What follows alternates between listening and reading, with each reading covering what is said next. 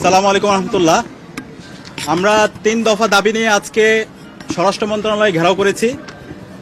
ইতিমধ্যে আমাদের একটি মিটিং হয়েছে। আমরা আমাদের দাবিগুলো আপনাদের সামনে উত্থাপন করছি। আমাদের 1 নম্বর দাবি, আমাদের ভাই উসমান হাদির উপর গুলিবর্ষণের সঙ্গে জড়িত প্রত্যক্ষ হামলাকারী, পরিকল্পনাকারী ও সহায়তাকারী সকল সন্ত্রাসীদেরকে গ্রেপ্তার করতে হবে। গোয়েন্দা সংস্থা সহ রাষ্ট্রের সকল সংশ্লিষ্ট অর্গানকে দ্রুত জবাবদিহির আওতায় নিয়ে আসতে হবে এবং যাদের গাফলতি প্রমাণিত হবে তাদের বিচারের মুখোমুখি করতে হবে। একই সঙ্গে যারা এই হামলাকে সমর্থন জুগিয়েছে, হাদি ভাই এবং জুলাই বিপ্লবীদের হত্যাযোগ্য করে তুলেছে, সেই কালচারাল ফেসিস্টদেরকে সামাজিকভাবে বয়কট করতে হবে। এইসব ব্যবস্থা অনতিবিলম্বে দৃশ্যমান করতে হবে। 2 নম্বর দাবি, আগামী 48 ঘন্টার মধ্যে নিষিদ্ধ লীগের বিরুদ্ধে এলাকাভিত্তিক চিরুনি অভিযান শুরু করতে হবে। নিষিদ্ধ ঘোষিত সংগঠনের বিভিন্ন স্তরের সকল সন্ত্রাসীদেরকে গ্রেপ্তার করতে হবে এবং সব ধরনের অবৈধ অস্ত্র উদ্ধার করতে হবে। এই বিষয়ে সরকারের অবহেলা আমরা সহ্য করব না।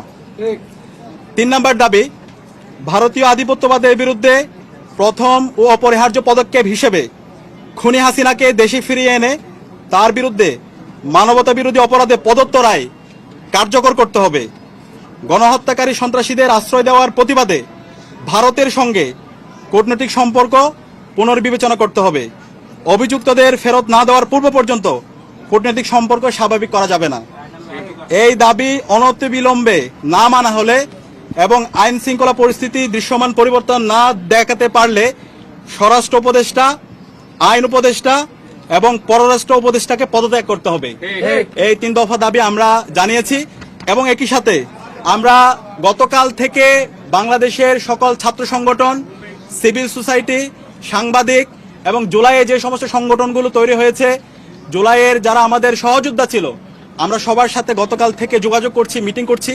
ছাত্রদল, ছাত্র শিবির, ইন্ডিপেন্ডেন্ট অ্যাক্টিভিস্ট এবং বামপন্থী সংগঠন, ইসলামিক সংগঠন এবং সব ধরনের নাগরিক, ছাত্র এবং নাগরিকদের সাথে আমরা যোগাযোগ করেছি। আমরা সারা দেশে সবাইকে ঐক্যবদ্ধ হওয়ার জন্য আমাদের ফেসিবাদের বিরুদ্ধে, আমাদের কমন এনিমি ভারতের যে যারা বাংলাদেশে দাসত্ব কায়েম করতে চায় এবং একই সাথে এই পতিত ফেসিস্টদের বিরুদ্ধে আমাদের ঐক্যবদ্ধ হওয়ার জন্য আমরা সবার সাথে কথা বলেছি এবং সকল ফেসিবাদ বিরোধী যারা আন্দোলন সংগ্রাম করেছে সবাই একমত হয়েছে এবং খুব দ্রুতই সকল ফেসিবাদ বিরোধী আমরা যারা জুলাই একসাথে নেমেছিলাম আমাদের সম্মিলিত কর্মসূচি আপনারা দেখতে পাবেন।